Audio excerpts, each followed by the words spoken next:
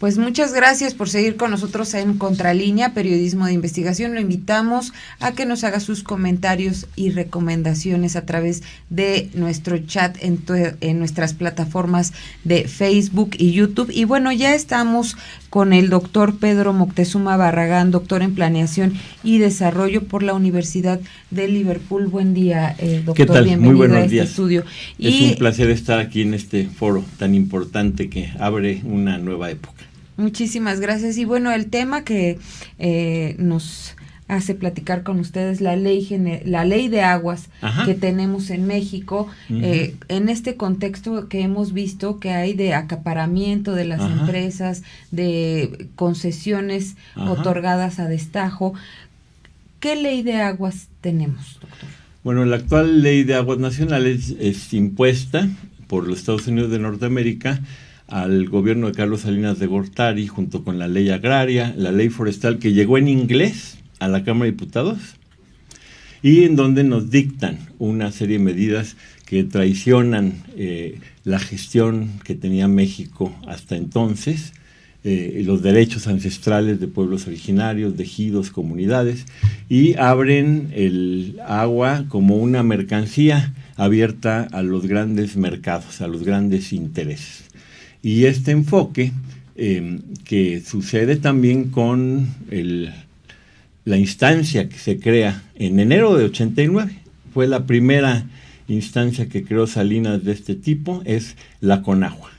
Y la Conagua opera este desmantelamiento de la gestión tradicional del agua y esta dinámica de mercantilización que hoy ya nos lleva a la especulación con el agua, que ha provocado una crisis severa. Como usted decía, el acaparamiento es terrible. 2% de los concesionarios tienen el 70% de los volúmenes de agua. Hay familias, estaba escuchando en el programa anterior, Leche Lala, la familia Tricio, que tienen en su poder 44 millones de metros cúbicos de manera directa en concesiones. Pero esto es el doble con las triangulaciones que hacen a través de sus contubernios con los dirigentes de los distritos de riego. Y esto se da en muchos otros casos. Tenemos el caso de Constellation Brands, en gran medida beneficiando a las corporaciones transnacionales como la Coca-Cola, que con distintos nombres aparece por todos lados en el REPDA, que también se mencionaba en el programa anterior. Entonces hay esta dinámica de acaparamiento y una dinámica muy grave de contaminación del agua en nuestro país. El 40% de las cuencas de las aguas superficiales de las cuencas están contaminadas. El acto de tomar un trago de agua en La Laguna, en Iztapalapa y en muchos otros lugares del país es de riesgo.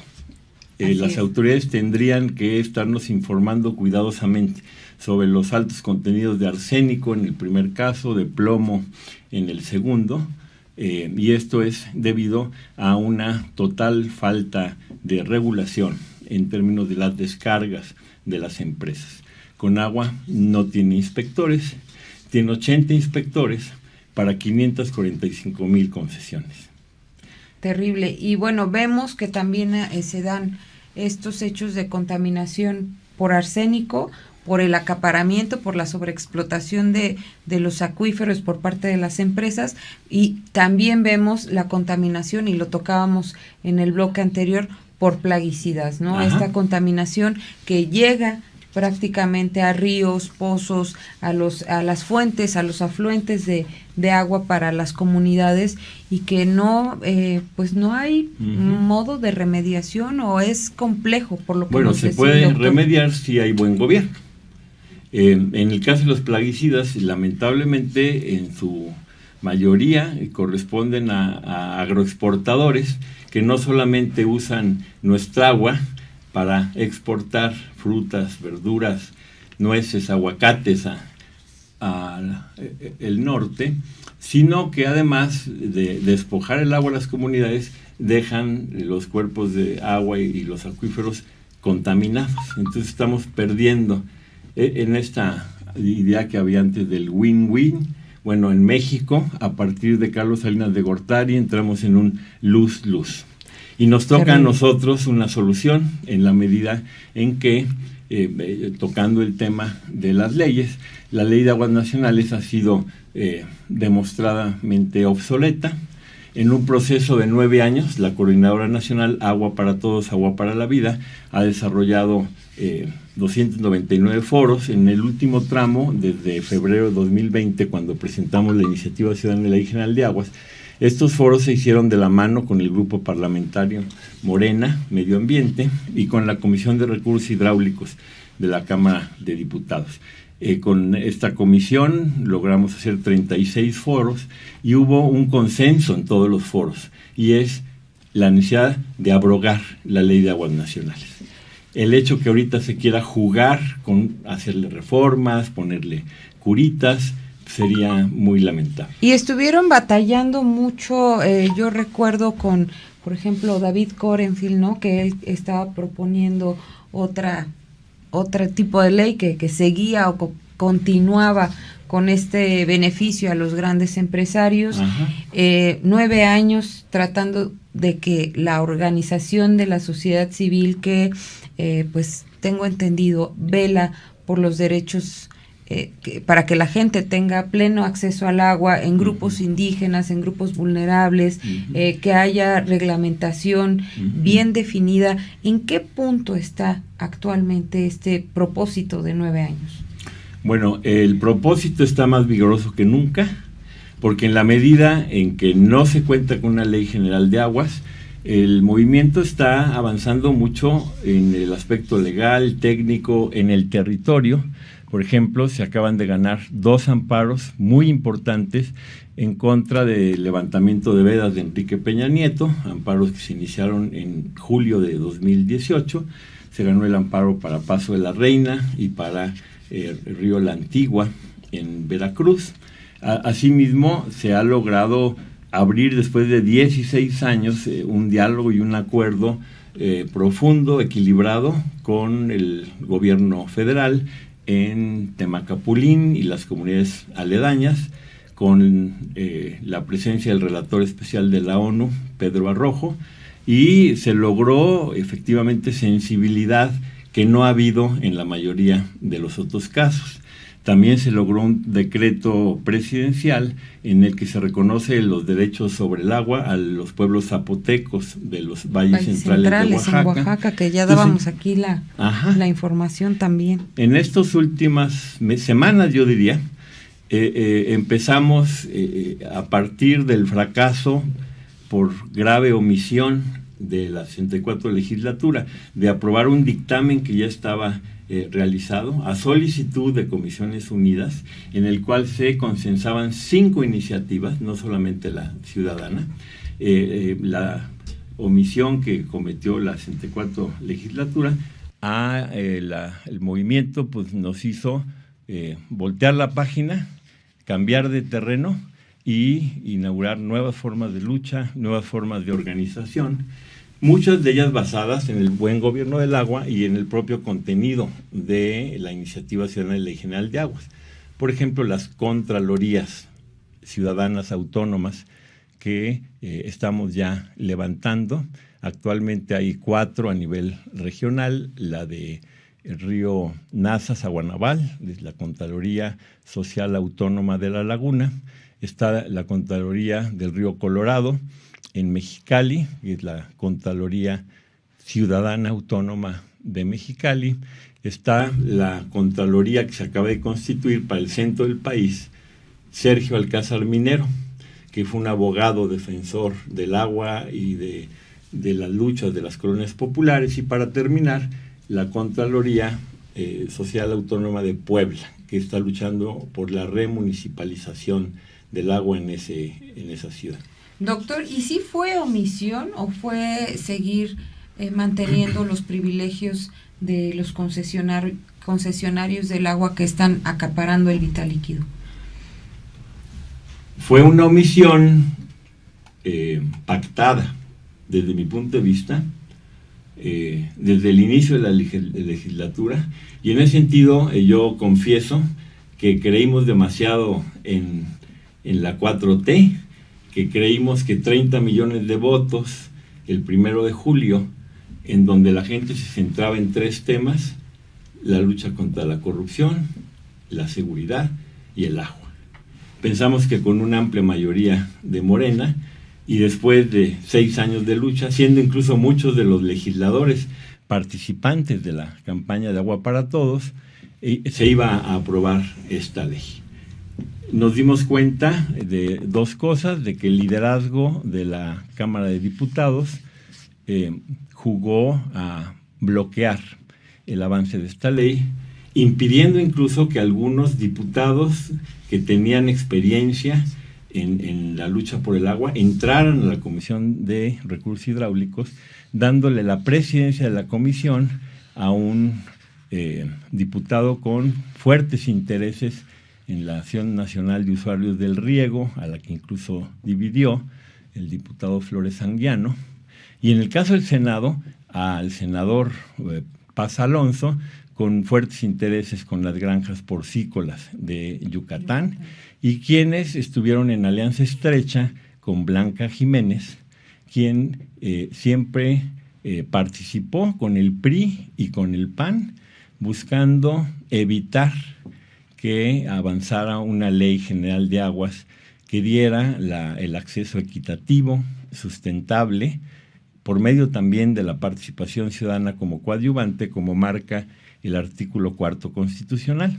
Entonces vemos que esta coalición de intereses la jugó a evitar que se aprobara la ley. Cuando estaba muy madura, y el presidente de la República incluso vio con simpatía esta ley en el mes de octubre del año pasado, se da este maridaje entre el diputado insurrecto Mario Mata, el que provocó el conflicto de la Boquilla, y Flores Anguiano, para generar este engendro, la ley Mataflores, le llamamos nosotros, para asustar al establishment y amenazar con que una ley de aguas iba a generar... Pero fue una ley fast track, ¿no? Prácticamente. Fue una ley hecha al vapor. Fue hecha al vapor, e incluso pretendía solamente reformar la LAN, ponerle algún parchecito que dijera derecho humano al agua, y negar todos los 36 foros y el trabajo de un año de una comisión de redacción que presidió el propio diputado Flores Anguiano. Entonces tenemos un caso de traición, porque hay que llamar a las cosas por su nombre, por parte de este diputado. Y lo que me llama mucho la atención es que la clase política le tiene miedo a legislar sobre el agua y no le tiene miedo a enterarse de las graves problemáticas de enfermedad, de muerte, de sed que estamos viviendo crecientemente. En nuestro país hay muertes de sed. Justo hacia eso voy. ¿Cuáles serían los límites que pondría una ley general de aguas? Y bueno, permítame hacer una pausita. Estamos platicando con el doctor Pedro Moctezuma Barragán, presidente del Comité Consultivo Público Conjunto de la Comisión Ambiental de América del Norte, coordinador del Programa de Investigación para la Sustentabilidad de la Universidad Autónoma Metropolitana e integrante de la Coordinadora Nacional Agua para Todos, Agua para la Vida, economista por la UNAM, y en fin, todo un experto en la materia que nos está platicando sobre la importancia que tendría tener una ley general de aguas que beneficie a los sectores más desprotegidos del país, y le preguntaba cuáles son o serían los límites que debería tener esta ley. Sí, en primer lugar lo que se plantea es una agenda que pone en primer lugar la necesidad de agua para los ecosistemas. Nuestro país está viviendo una pérdida muy fuerte de acuíferos, de ríos, de lagunas, de cuerpos de agua, y sin estas fuentes de agua pues no tendríamos agua de consumo humano. En segundo lugar, desde luego, agua para todas y todos, agua de consumo que se pueda beber del grifo o de una garrafonera, desde un mecanismo que las autoridades de salud autoricen. En tercer lugar, se busca que haya agua para la soberanía alimentaria. En cuarto lugar, poner fin a la contaminación. No el que contamina paga, ¿sí?, sino acabar con esto, descarga cero, hacer responsable a la industria, a la agricultura del manejo del veneno que están tirando a nuestros ríos y a nuestros acuíferos. En cuarto lugar, también poner fin a la vulnerabilidad a sequías e inundaciones. Sucede que en el mismo lugar, en el estiaje hay una grave sequía y no hay agua, y en el verano se inundan, ¿sí? Bueno, esto da cuenta de que no hay una infraestructura local que permita el acopio del agua en época de lluvias para su uso en el estiaje. Nuestros abuelos hace 500 años dominaban estas técnicas, y no solo en Nezahualcóyotl, sino toda una tradición inaugurada por Techotlalatzin, su abuelo, en Texcoco. Hay ya propuestas muy claras. Tenemos un caso paradigmático que es el plan hídrico de la Comisión de Cuenca de los Ríos Amecameca, la compañía, que tiene el proyecto emblemático de la habilitación del lago Tláhuac-Xico. Esta fue aprobada en 2010, incluso fue aprobada por el propio Consejo de Cuenca del Valle de México, firmado por Peña Nieto, gobernador del Estado de México, Osorio Chong, Hidalgo, Marcelo Ebrard, por la Ciudad de México, y a 10 años en la Ciudad de México, afortunadamente Claudia Sheinbaum está jugando un papel asertivo para que finalmente se concrete esta gran opción que daría agua en una primera etapa a 1 millón de personas, que evitaría la inundación de Valle de Chalco y las colonias de Tláhuac y La Habana, de San José y La Habana en Tláhuac, que permitiría revivir la agroecología en Mixquic, en Tlaltenco, y que además daría una serie de empleos de ecoturismo, agroecología, etcétera, en la zona.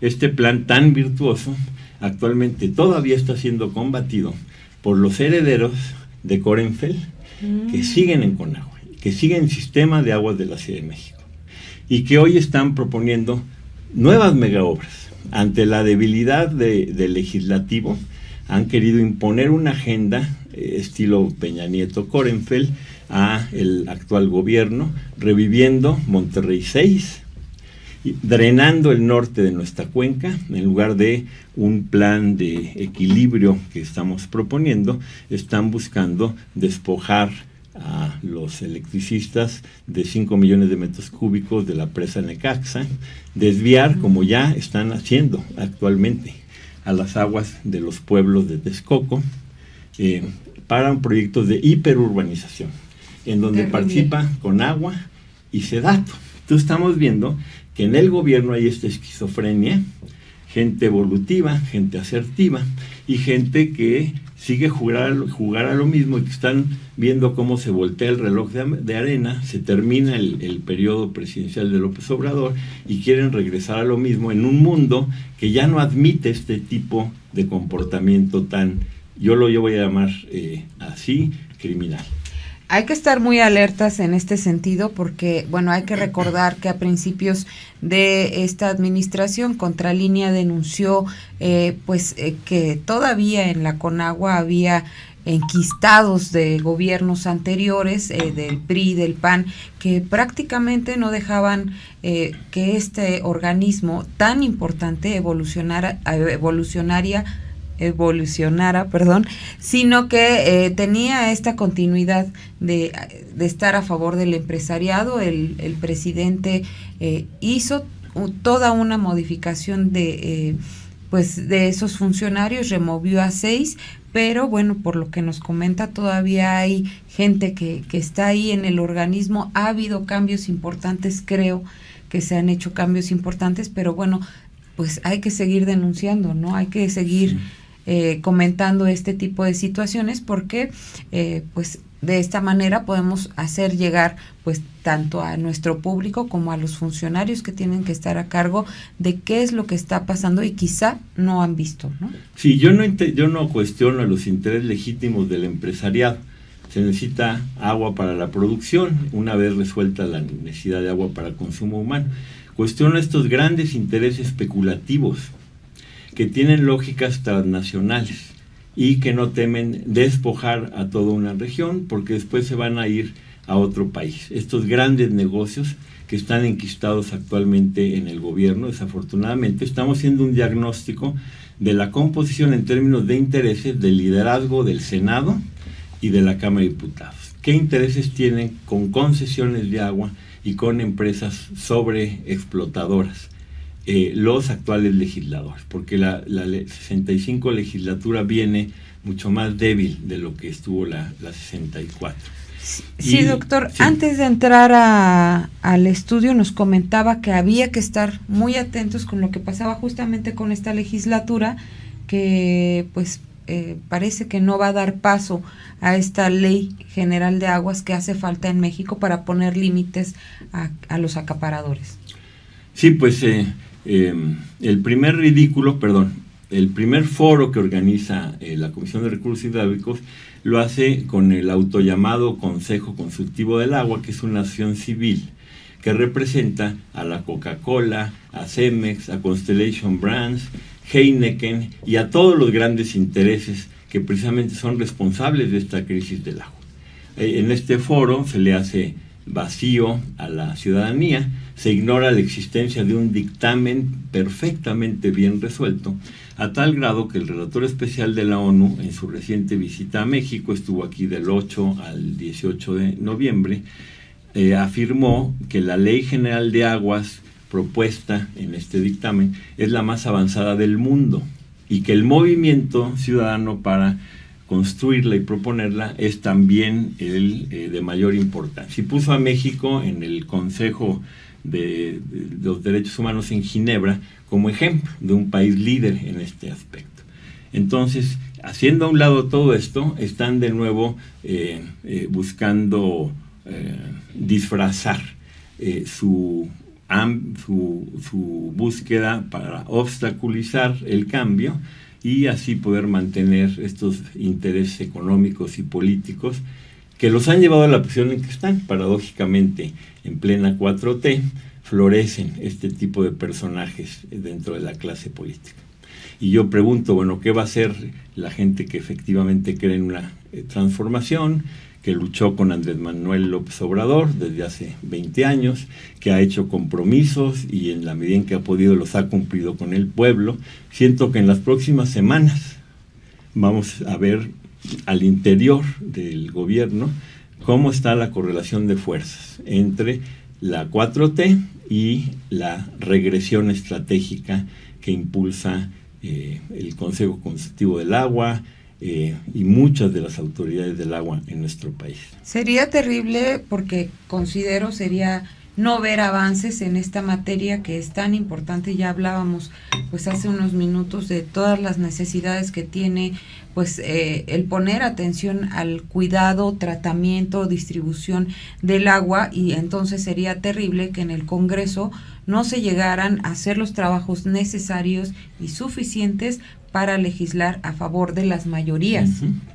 Nuestro pueblo es muy capaz de prever, tiene una gran capacidad de planeación, y algo muy fuerte de la Ley General de Aguas que proponemos es hacer que los planes rectores de cuenca sean vinculantes, porque hay ejercicios magníficos, hay pilotajes maravillosos que darían para 3 programas y que simplemente son vistos como sugerencias, y nosotros opinamos que una vez que un consejo de cuenca democratizado aprueba un plan rector, este tiene que ser obligatorio para las autoridades, ¿sí?